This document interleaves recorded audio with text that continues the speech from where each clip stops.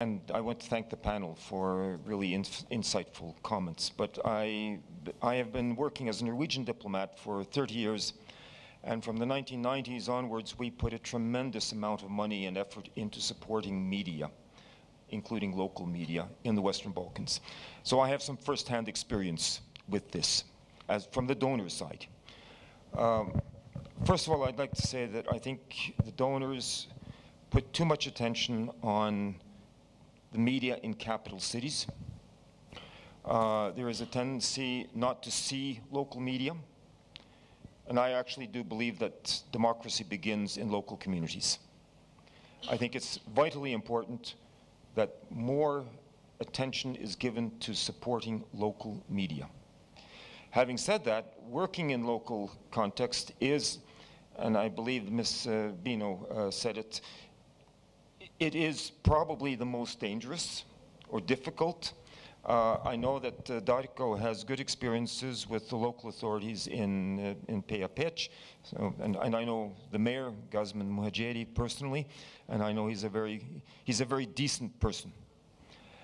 But not all mayors are decent persons. And this is part of the problem. The local power contexts are sometimes extremely harsh and brutal.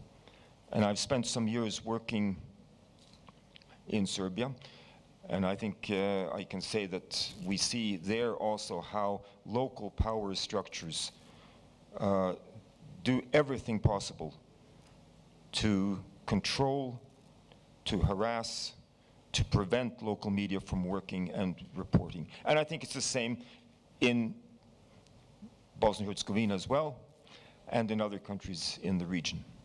So I think it's important that we keep this in mind. Peter mentioned something that I don't know if it resonated or not, but I know how complicated it is to apply for EU funding. And I know that many organizations that apply for EU funding have to hire consultants to fill out the application forms. So, you know, this is also something where we can work on capacity building, but when you're talking about local media with very few employees, with very little administrative capacity, not because they don't, I mean, they're not intelligent, but they just don't have the time. They're in the business of creating content. So to take the time necessary to fill out all these application forms, that's a job in itself. And I think from the donor community, we have to be aware of that, and we have to be even more supportive of, we have to make it easier to provide money to local media somehow. But at the end of the day, we have to talk about real sustainability. And real sustainability is not about getting grants. As a Norwegian diplomat, we gave grants all over the place, all over the Western Balkans, and we probably supported too many media outlets. Because after 20 years, the money stops, or it's reduced. And as a director back in Oslo, I would get the question from my political bosses, so how long are we supposed to be doing this? We've been doing it now for more than 10 years, 20 years in fact. How long are we supposed to keep doing this? Because we have other calls for our money. That's a question that we need to address. EU funding is great, but US aid funding was great too. It was fantastic. And then bang, it's gone. So to develop models of sustainability that do not depend entirely on grants, I think is a crucial issue. Media is a public good.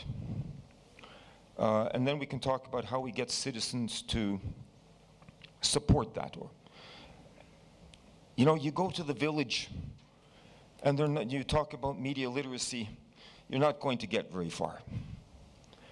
This is something we can talk about in capitals where we have academics and people. We go to the village, they care about what is important for them, for their daily lives. And I think that's why outlets like Radio Garage Devats, and by the way, they report on much more than 750 people. they're actually the whole region of, well, you can maybe say Metochia or the Gujini region. And their broadcasts, their website is read all over Kosovo and beyond. But it's what the local content, what's important for local people. And I think it was the colleague from Bratu who wanted some hope. And I think what I would say is that we see in Norway and many other countries, people don't subscribe anymore to national media, they subscribe to local media, because local media tells them something that's important for their daily lives. So I think that's also part of it. Our colleague, I don't know if he's here today now, Einaide Holin from Schibsted Group, was talking about and writing about the importance for media to be relevant. Relevant.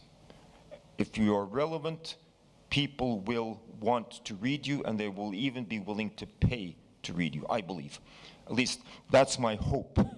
And that's what I would like to share with you, that we have to transition to a model where donor funding is not the core funding, but where we get this, or you get actually, the citizens to see the relevance of your media, which means you deal with local topics, topics that are important for people where they live.